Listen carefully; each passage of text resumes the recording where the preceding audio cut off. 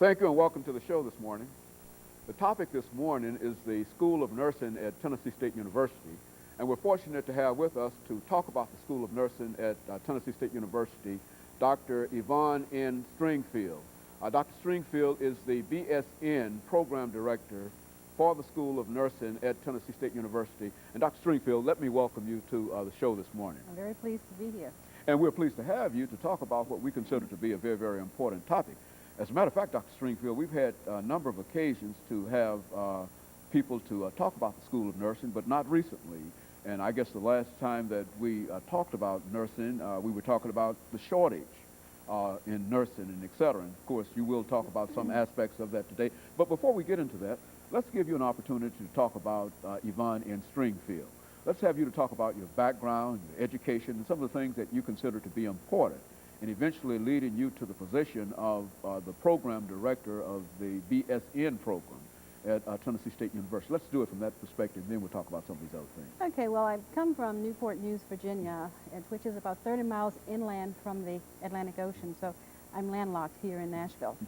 My education was at several different places. I received my associate's degree in nursing from Thomas Nelson Community College, my BS and master's degree in nursing from Hampton Institute and Hampton University, one and the same, but name changed over a period of years, and my educational specialist degree and my doctorate in education from the College of William and Mary in Williamsburg, Virginia.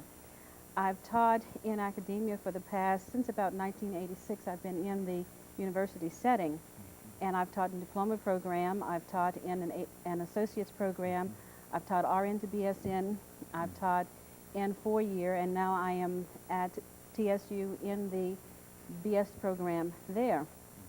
I have done numerous things in the community, specifically with the American Heart Association in Newport News. I served on numerous committees there. I taught CPR, and I think one of the things about teaching CPR was that it required me to travel all over the state. So I was very familiar with the state, even so much so at the FBI Academy. I taught CPR there, not just CPR, but I taught people there to become teachers of CPR because I had the rank of affiliate faculty. And from there, I have done so many other things with nursing. I'm published, and I've published had several articles published. I have done reviews of various nursing journals, nursing books, nursing articles. And I have, backing up to the American Heart Association, I do want to add that I did serve in the capacity of chair of numerous committees with that particular organization at the state level and local level. And I was president at the local level for 2 years and vice president at the local level for another 2 years.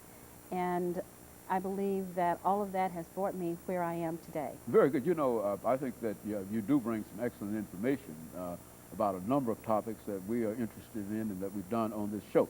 But let's talk about nursing. I think that we indicated earlier that the last time we had an opportunity to do a show on nursing, the title was The Shortage in Nursing and et cetera. And I understand that there still might be a shortage, but let's have you to look at nursing primarily from a national perspective with all of your experiences and et cetera, and sort of give our audience some idea this morning within 8 or 9 minutes of the status of nursing in the United States in about 8 or 9 minutes from that perspective. Let's look at it from that perspective. When we speak of the nursing shortage, we have to look regionally, and sometimes we have to look very locally. The shortage may be in, as an example, Knoxville, but there may not be a shortage here in Nashville. There may be a shortage on the East Coast, but not on the West Coast. So when we talk about shortages and overages, really, also, we really have to look from district to district, from region to region, to see what it is that is short. Do we have an overabundance here? There are those areas across the nation wherein there are lots of schools, so there are lots of nurses being produced, so to speak, from those schools. And in those areas, if those nurses, once they graduate, decide that they want to stay there, then there's an overabundance. And we may find that there are nurses looking for jobs instead of hospitals looking for nurses.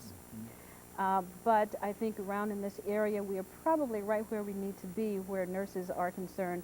I don't believe there's a shortage here necessarily at this moment as I speak. Who knows what it will show in the next month, but this is where it is right now. And hospitals have different ways of handling that situation also. One of the things that happened in healthcare over the past few years or so, and most of the nation is aware of the fact that with healthcare the way it is right now and reimbursement and so forth, a lot of people are being sent home from the hospitals a lot earlier and sicker than they used to be, say, back in the early 1980s. With that, nurses have found a place outside of the hospital. They work with health insurance companies. They have formed their own businesses.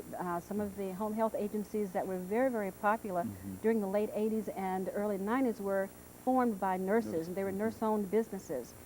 And over that period of time, with the establishment of the home health agencies and nurses leaving the hospital, so to speak, we have found nurses doing many, many other things in the community, because now nursing has gone to the community. We don't find nurses strictly in hospitals, and I think that may be a problem, or one of the things that most people think nurses are strictly in the hospital, and the only place they'll see them is in the hospital. When in essence, we're going to find nurses everywhere. They're in industry. You will find them, as I said before, working with insurance companies.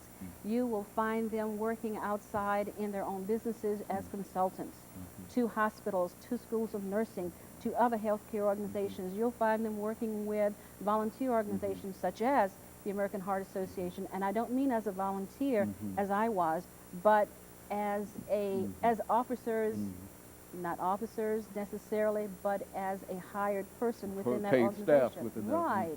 I believe nurses have a lot to contribute to just about any walk of life, because in any walk of life, healthcare is really an issue, and nurses are on the forefront when it comes to that. Nurses are in various areas. We specialize. My specialty, for instance, is cardiology. We have nurses who specialize in pediatrics, in OB, in labor and delivery, in medical surgical nursing, in neurology. So nurses have a particular background, specific backgrounds that allow them to move freely across many walks of life and be very, very product-oriented and be producing people when they're in those organizations and with those groups. In other words, over the last many years, the status of nurses have changed tremendously in perception, in the perception of how we see nurses. Generally, most of us think in terms of a nurse assisting a doctor, and what you're saying now is that nurses are healthcare delivery persons, and they might be found anywhere you find a doctor or anybody else. Is that Once upon a time, nurses were called the handmaiden of the physician. That is no longer so. Nurses need to and do work side by side with the physician. We have to remember that nurses are in the hospital 24 hours a day. They have the most intimate contact with the patient.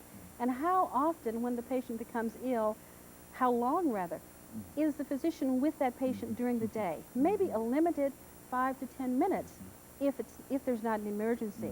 So it's that nurse who truly learns what's going on with that patient, what's happening with the family, how those activities with the family may be impacting that illness, and working alongside the doctor, work with that doctor and tell that doctor, hey, this is what I found out. Do you think this is a problem? And what can we do about it from your viewpoint?